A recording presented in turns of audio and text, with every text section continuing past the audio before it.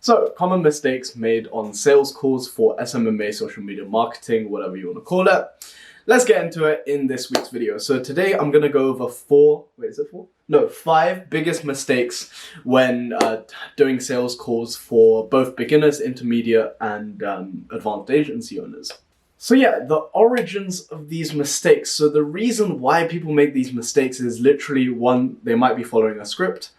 Two, they just have their kind of intentions wrong, and the reason why you're not closing clients are probably going to be in these mistakes. And also, a lot of the time, what people tend to focus on is, like the small manipulations and like the tricks and the hacks and the little phrases, to kind of use and are kind of talked about by YouTube videos. Here's the thing.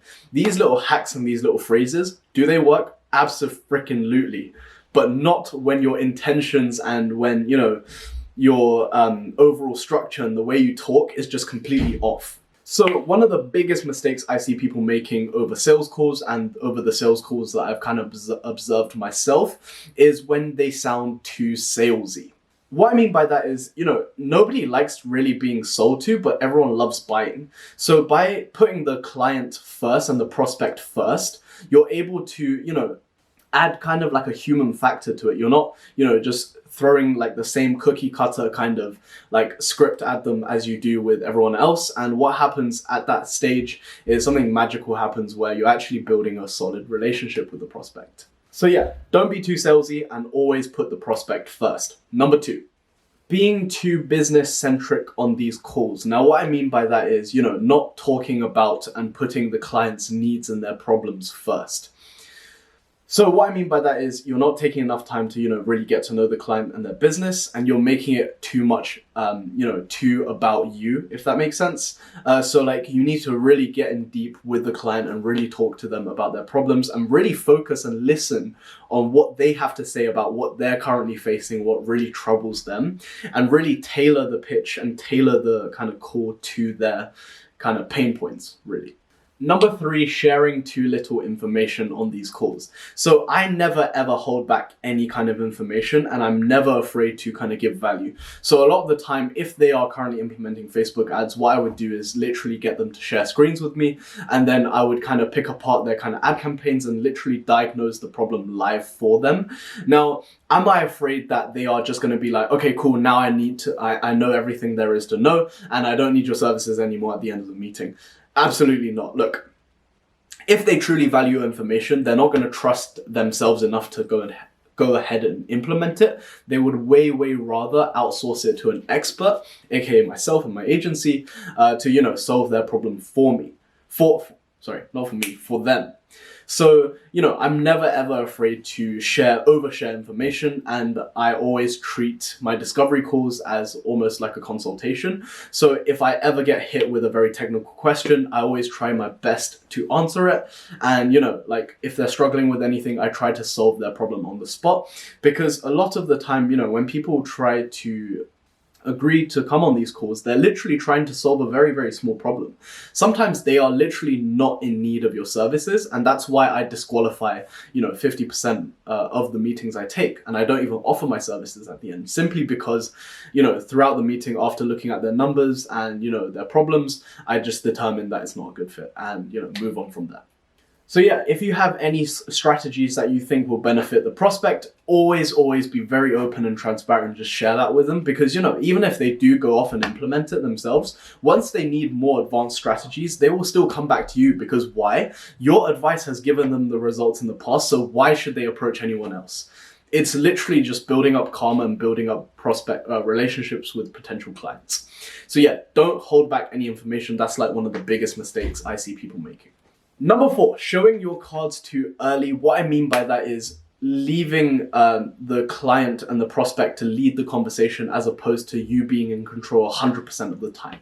So a lot of the time, what I see people making a really big mistake on is, a lot of business owners, majority in fact, will just literally ask you for how much you charge. And, inexperienced salespeople would literally just be like, okay, I charge $2,000 a month. and not really be able to explain that numbers in depth. So what I tend to do is you need to reroute the conversation and take it back to the point at which you're most comfortable with. So over the discovery call, I never ever give any quotes, simply because, it's like prescribing medicine to a patient that you haven't really even diagnosed yet. So I always kind of explain it to the business owner, and then, if they ask me for a price or whatever, I always just be like, well, that depends, like we give, bespoke quotes to people. And to be honest, over this call, I really don't know enough to quote you on a very specific price that works the best for the both of us. So yeah, I'm going to need to ask you some questions and blah, blah, and that's where I reroute it back to the original conversation, and then I take it down, the sales process more. So yeah, one of the biggest mistakes is, people showing their cards too early and letting the client or prospect lead the conversation as opposed to being in control 100% of the time.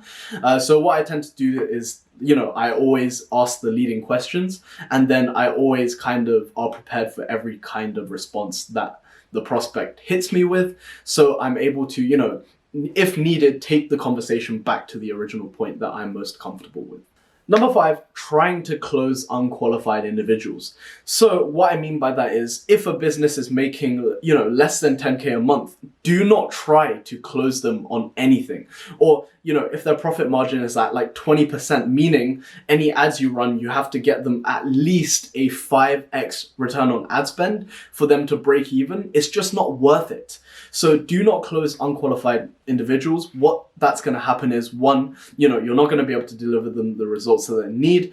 Also, if they're only making, let's say, 5K a month in revenue, and you close them on like a £2,000 retainer, then that really doesn't make sense, because financially the risk for them is huge. So if you are unable to be profitable and make them money at the end of it, they're going to be very, very upset, and you're going to build extremely bad reputation for your business.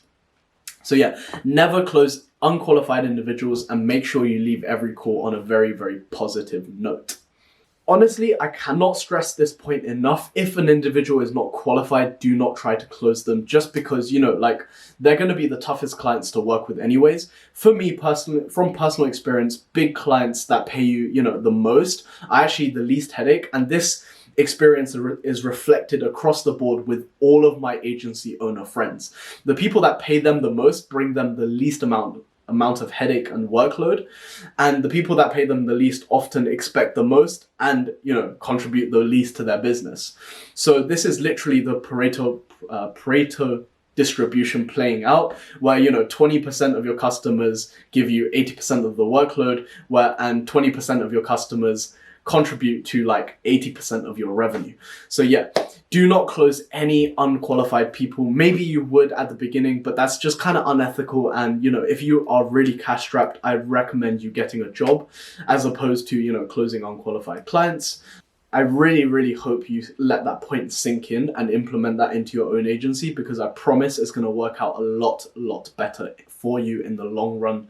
So yeah, if you have stuck with me to the end of this video and haven't checked out yesterday's video where I go over my exact 2-call close meeting structure, check that out. It's going to be linked at the end of this video probably. But yeah, super duper useful information, and I will see you guys in tomorrow's video. Bye guys.